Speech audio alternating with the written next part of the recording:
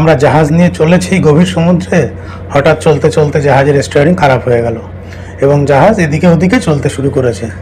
তো আমাদের কাছে তো আর কোনো গ্যারেজ পাবো না, আমরা জাহাজটাকে সেখানে নিয়ে গিয়ে ঠিক করব বা কেউ আমাদেরকে হেল্প করতে আসবে না।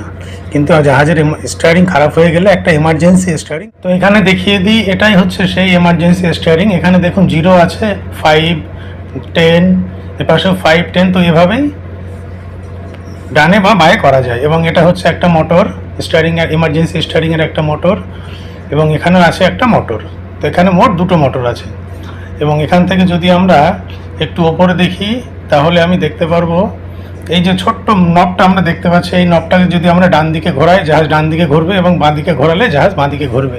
তো এই ছোটটাই হচ্ছে এমার্জেন্সি। এবং এখানেও দেখিয়ে দিই, এখানে আছে একটি কম্পাস, যে কম্পাসের দ্বারা আমরা দেখতে পারবো আমাদের জাহাজের কোর্স কততে চলছে এখন, কারণ কম্পাসটা ভীষণ ইম্পর্ট্যান্ট।